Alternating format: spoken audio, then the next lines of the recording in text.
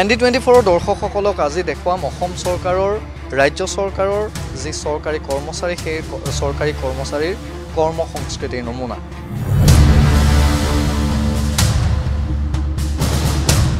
বিহু বন্ধ শেষ হ'ল অথচ চৰকাৰী কৰ্মচাৰীৰ অলসতা। উদং কাৰ্যালয় নাই বিষয়া কৰ্মচাৰী। যোৰহাটৰ জলসম্পদ বিভাগৰ কাৰ্যালয়ত ND24ৰ সৰজমিন তদন্ত। অনুসন্ধানত উন্মোচিত কৰ্ম সংস্কৃতিৰ পয়ালগা ছবি। প্ৰথমতে মই কাৰ্যালয়টো চিনাকি কৰি লওঁ, যিখন কাৰ্যালয়টোৰ ফলক ফটো সাংবাদিক শশাংকই দেখুৱাব যে কাৰ্যালয়টো হৈছে কাৰ্যবাহী অভিযন্তাৰ কাৰ্যালয়, উজনি অসম অনুসন্ধান জলসম্পদ সংমণ্ডল, জলসম্পদ বিভাগ, যোৰহাট। আৰু এই যোৰহাটৰ যিটো কাৰ্যবাহী অভিযন্তাৰ কাৰ্যালয়, সেই কাৰ্যবাহী অভিযন্তাৰ কাৰ্যালয়ত এতিয়ালৈকে কিমান মানুহ আছে। মই প্ৰথমতে ঘড়ীটো দেখুৱাম। মোৰ ঘড়ীত 10 বাজি প্ৰায় 12 মিনিট পাৰ হৈছে। চৰকাৰী সময় পুৱা 9:30 বজা। পুৱা 9:30 বজাত তো বাদেই দিয়ক, তাৰ 40 মিনিট পিছত বা 42 মিনিটৰ পিছত এতিয়া এই কৰ্মচাৰীসকলে এই মুহূৰ্তলৈকে আমি দৰ্শকসকলক দেখুৱাওঁ যে আমি কাৰ্যালয়ৰ ভিতৰলৈ সোমোৱা নাই, বাহিৰৰ পৰাই আমি দেখুৱাইছোঁ প্ৰতিখন খালী চকী। যেনিয়ে চাই তেনিয়ে দেখিব মাথো খালী চকী। কাৰ্যালয়টোৰ মুঠ বিষয়া কৰ্মচাৰী 20 জন। পাছে সময়ত কিমান উপস্থিত শুনক এইজনৰ মুখেৰে। ষ্টাফ কিমান আপোনাৰ? 20 জনমান হ'ব।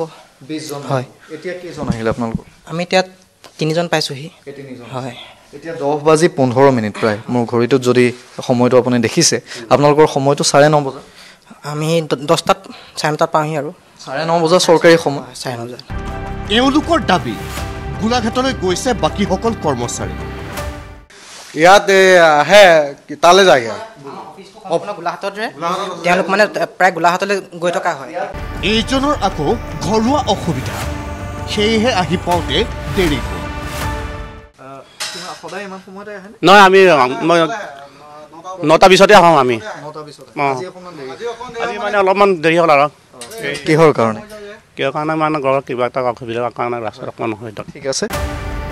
অজুহাত যিয়ে নহওক, মুঠৰ ওপৰত জলসম্পদ বিভাগৰ উজনি অসমৰ এই কাৰ্যালয়টো দেখিলে আপুনি হয়তো ভাবিব মাঘ বিহুৰ বন্ধ শেষেই হোৱা নাই। কাৰ্যালয়ৰ কাৰ্যবাহী অভিযন্তা, সহকাৰী অভিযন্তা সকলোৱে নিজ ইচ্ছা অনুসাৰে লৈছে অঘোষিত ছুটিৰ মজা। ঘড়ীৰ কাটা বাগুৰে, অথচ সময়মতে কোনো নাহিল। ইয়াৰ পিছত আমি দেখুৱাম যে জলসম্পদ বিভাগেনো যোৰহাট জিলাখনৰ বাবে নিমাতীৰ সুৰক্ষাৰ বাবে কি কৰিছে। দৰ্শকসকলৰ নিশ্চয় মনত আছে যে আজিৰ পৰা প্ৰায় 2-3টা বছৰৰ পূৰ্বে আমি 1 নম্বৰ বুলহেডৰ যি দুৰ্নীতিৰ বাতৰি, সেই দুৰ্নীতিৰ বাতৰি আমি দেখুৱাইছিলোঁ। 10 কোটি টকা ধাৰ্য কৰা হৈছিল 1 নম্বৰ বুলহেডৰ নিৰ্মাণ কৰিবৰ বাবে, কিন্তু সেই 1 নম্বৰ বুলহেডৰ কাম আজি 3 বছৰে আজি এই মুহূৰ্ত পৰ্যন্ত শেষ কৰিব নোৱাৰিলে বিভাগটোৱে। যিটো সময়ত SDO সুমন কলিতা তেতিয়া SDO হিচাপে আছিল, আজি তেওঁ কাৰ্যবাহী অভিযন্তা।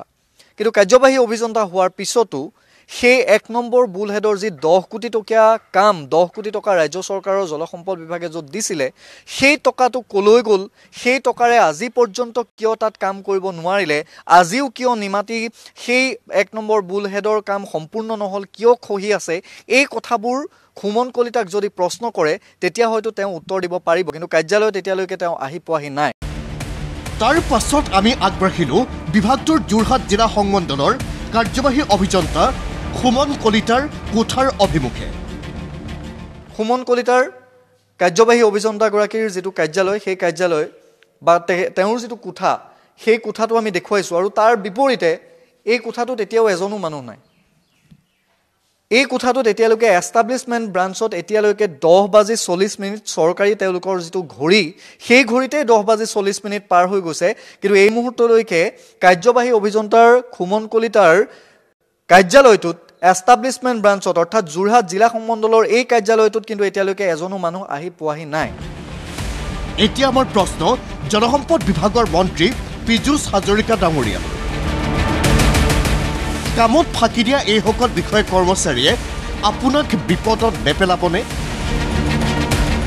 দিনে নিশাই বিভাগটোক নতুন গতি দিয়াৰ বাবে আপুনি চেষ্টা কৰিছে বহু ক্ষেত্ৰত সফলো হৈছে কিন্তু সময় থাকোঁতে এনে ফাঁকিবাজ কৰ্মচাৰীক নাকি নলগালে সকলো পন্তশ্ৰম নহ'বনে যোৰহাটৰ পৰা ভিডিঅ' জাৰ্নেলিষ্ট শশাংকৰ সৈতে কষ্টমণি কাকতিৰ ৰিপৰ্ট ND24